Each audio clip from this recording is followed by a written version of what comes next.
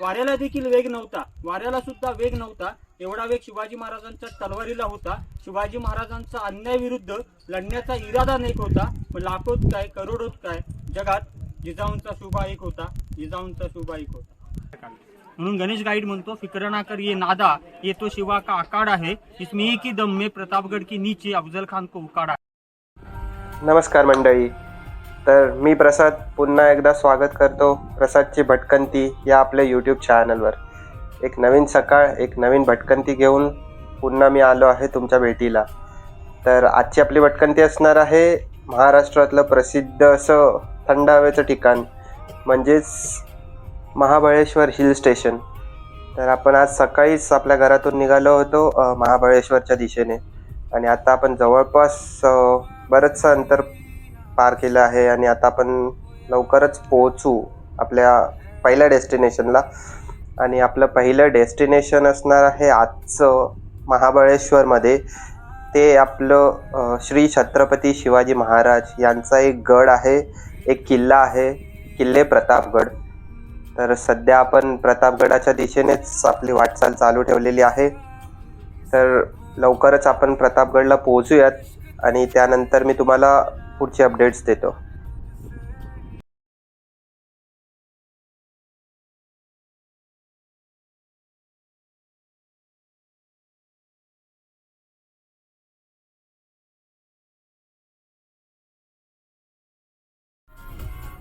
तर आता जसं तुम्ही पाहू शकताय आपण प्रतापगड प्रवेशद्वारातून पुढे एंट्री केलेली आहे.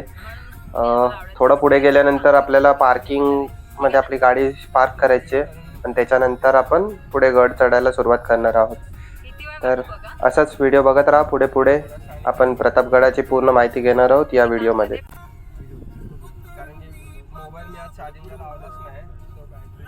मी लावला होता तुझा थोडा वेळ, सकाळी मीच लावला होता थोडा वेळ. सध्या आता आपण पार्किंगमध्ये आलो आहोत, प्रतापगडाच्या पायथ्याशी आहोत. इथे पार्किंगची तशी बरी व्यवस्था आहे. आपण आपली 4 व्हीलर आणून इथे पार्क करू शकता. बरीच जागा आहे, खूप साऱ्या गाड्या आपण इथे पार्क करू शकतो. आणि हे आपल्या समोर किल्ल्याचं प्रवेशद्वार आणि हा आपला किल्ला. तर आता आपल्याला हा किल्ला सर करायचा आहे. चला तर मग पुढे पुढे जाऊन पूर्ण करायची माहिती देतच राहीन तुम्हाला.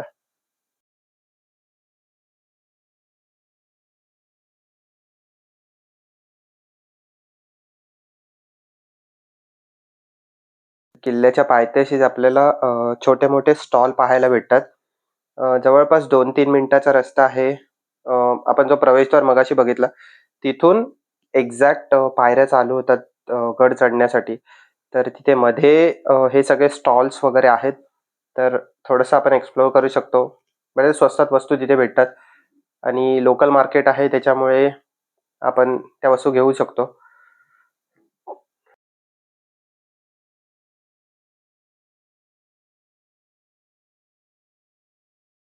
प्रतापगडावर आमची ही पहिलीच भेट आहे आणि त्यामुळे आपण एक गाईड हायर केलाय जेणेकरून आपल्याला गडाची पूर्ण माहिती आणि इतिहास बऱ्यापैकी समजून येईल. तर पुढे पुढे जाऊन आपल्याला ते गाईड्स मदत करतीलच, आपल्याला माहिती देतीलच. तर आता आपण सध्या चाललोत आणि पुढे ऐकूया त्यांच्याच आवाजात थोडीशी आपल्या किल्ल्याबद्दल माहिती. गाईड, तुमचं नाव? गणेश बबन कासुर्डे. ओके. प्रतापगडावरती तुमचं स्वागत. थँक्यू. हा जो प्रतापगड आहे ना सर, आजही किल्ला खाजगी मालकीचा आहे, गव्हर्नमेंटच्या ताब्यात नाही आहे. तुम्ही लोक हिल स्टेशन पाचगणी किंवा महाबळेश्वर फिरताना एंट्री फी टॅक्स पे करावा लागतो ना. हा गड फिरायला एंट्री फी वगैरे नाही आहे. शिवाजी महाराजांची 13वी पिढी चालू आहे. उदयनराजे भोसले ओके. त्यांच्या प्रायव्हेट प्रॉपर्टीचा किल्ला आहे. जे उदयन महाराज म्हणजे शिवाजी महाराजांचे थेट 13वे वंशज. आणि ॲक्च्युली हा किल्ला प्रायव्हेट का ठेवला आहे त्याचं कारण पण तेवढंच महत्त्वाचं आहे.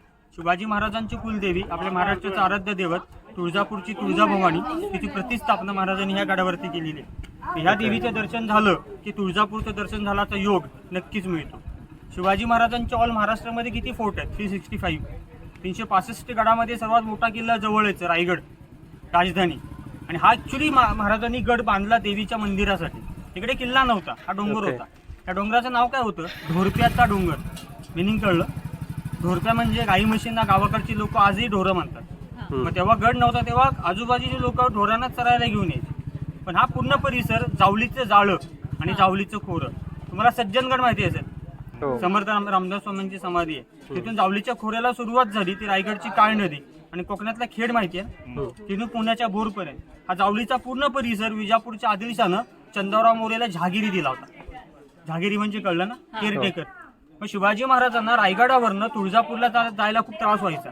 दर्शन टाईमवरती भेटत नव्हतं, लढाया व्हायच्या. शिवाजी राजांना देवीनं दृष्टांतात येऊन सांगितलं, महाबळेश्वरच्या खालती जावली खोऱ्यामध्ये ढोरप्या डोंगरावरती माझी स्थापना करा.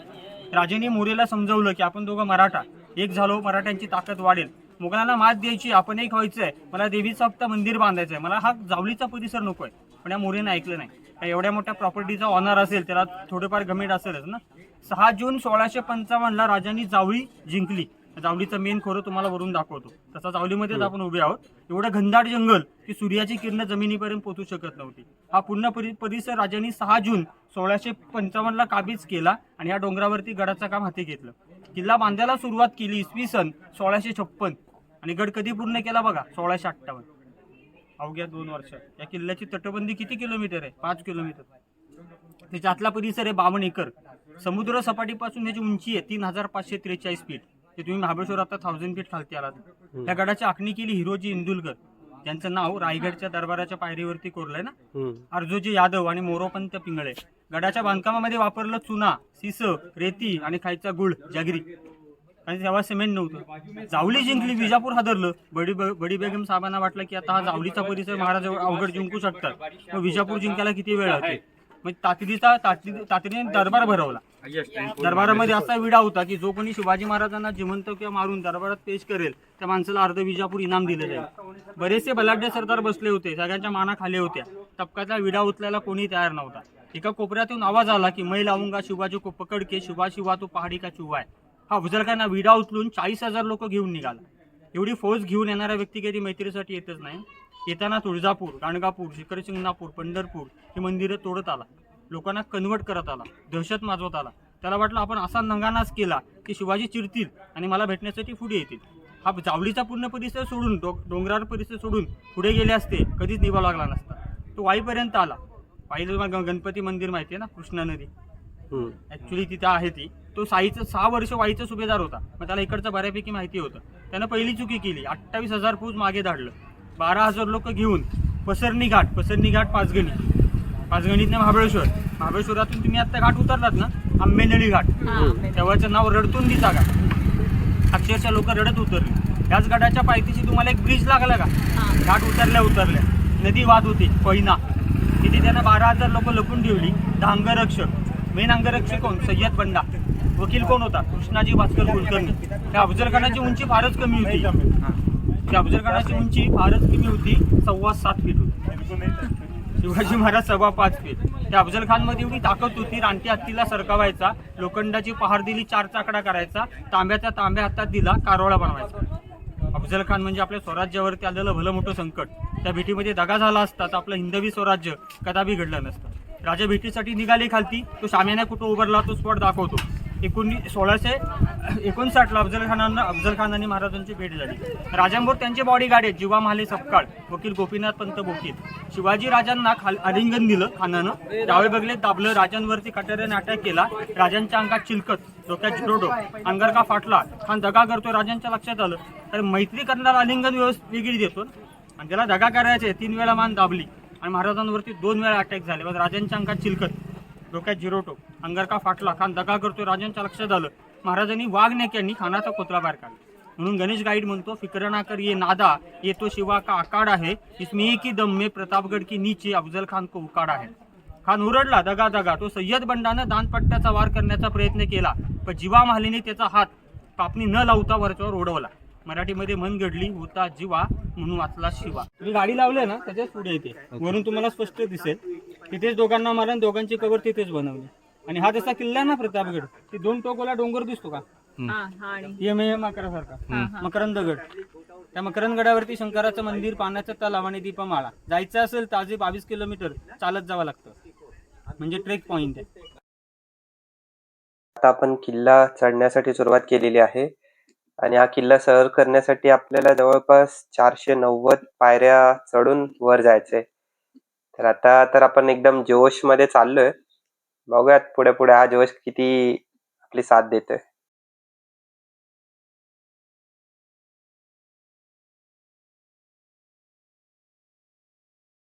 ओके, तो ये फिलहाल प्रवेश द्वार है. आता गडाचा प्रवेशद्वार. राजमार्ग बघा, हा गेट दिसतो का? पालखी दरवाजा, VIP रोड. चित्तोडमध्ये राणा प्रतापजी चेतक नावाचा फेमस घोडा होता ना, राजांजवळ कृष्णा होती. राजे आठवड्यातनं, महिन्यातनं, वर्षातनं जेव्हा जेव्हा कुलदेवीच्या दर्शनाला यायची, पालखीत बसून जायची म्हणून हा पालखी दरवाजा आता हल्ली बंद केला. पिंक कलरची गॅलरी दिसते का? थोडंसं पुढे या.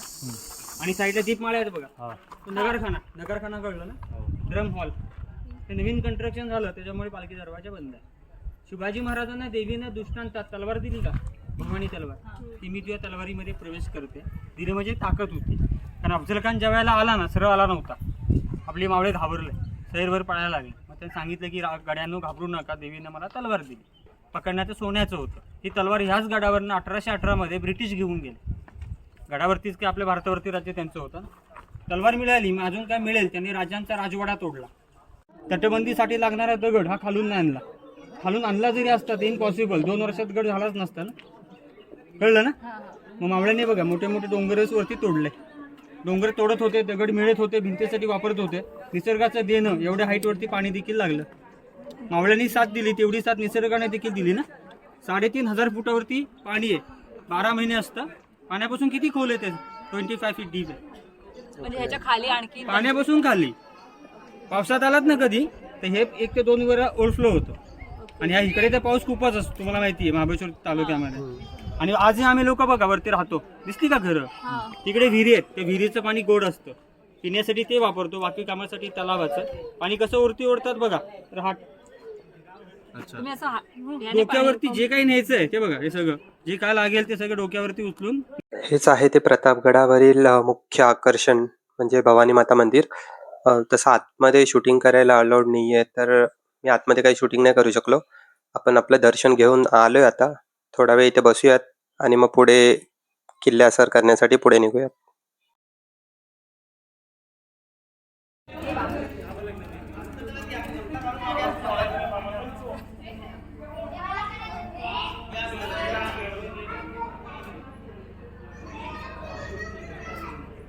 तो यहाँ पे आपको हर जगह पे ऐसे मंकीज खेलते कूदते दिखाई देते.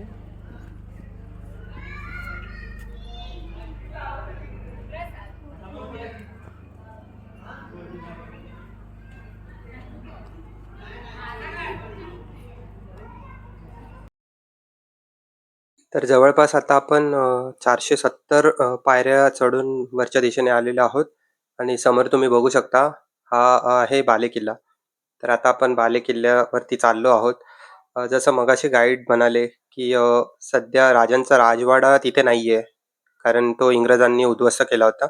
पण तरी आता आपण वरती जाऊन बघूयात अजून आपल्याला काय काय बघायचंय पुढे. तर ही आहे चोरवाट. तसं तुम्ही प्रत्येक किल्ल्यावरती गेल्यानंतर तुमच्या लक्षात येईल की किल्ल्यावरती अशा बऱ्याचशा चोरवाटा तयार करून ठेवलेल्या असायच्या त्यावेळी. कारण की मग तिथून आपल्याला म्हणजे जेव्हा कधी आपत्कालीन परिस्थिती असेल तर किल्ल्यातून बाहेर निघण्यासाठी या वाटा तयार केलेल्या असायच्या. तर आता जस्ट चाललो होतो आणि मला ही दिसली. समोर बंद आहे, पण तरी मी बोललो चला एकदा तुम्हाला दाखवूयात. तर अशी आहे ही चोरवाट.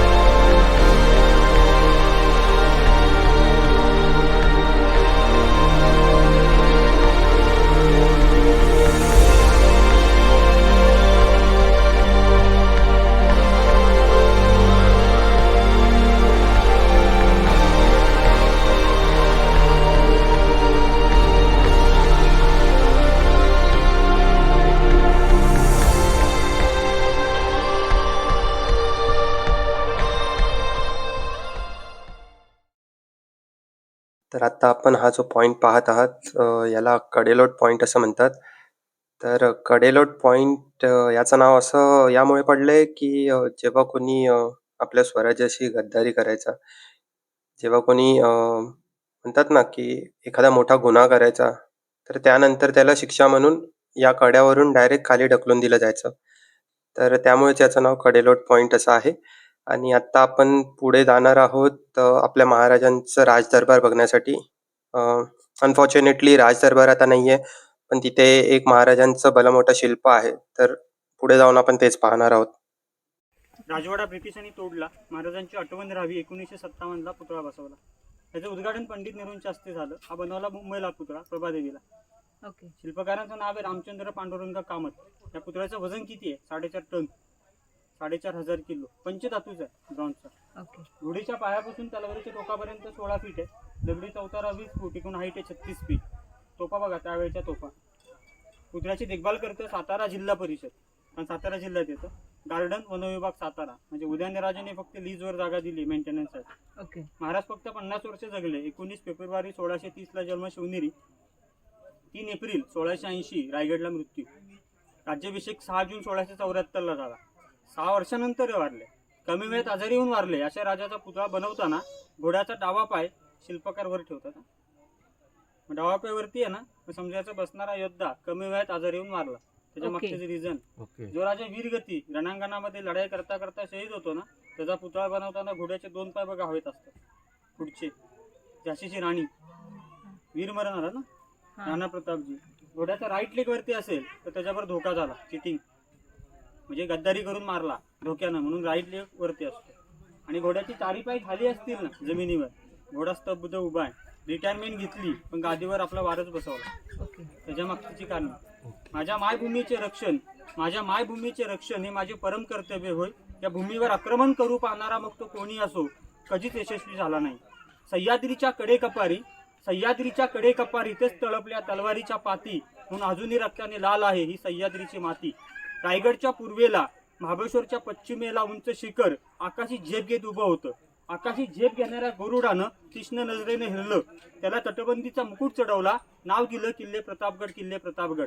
वाऱ्याला देखील वेग नव्हता, वाऱ्याला सुद्धा वेग नव्हता. एवढा वेग शिवाजी महाराजांच्या तलवारीला होता. शिवाजी महाराजांचा अन्यायाविरुद्ध लढण्याचा इरादा नेक होता. पण लाखोत काय करोडोत काय, जगात जिजाऊंचा शुभा एक होता, जिजाऊंचा शुभा एक होता. या इथे उभ्या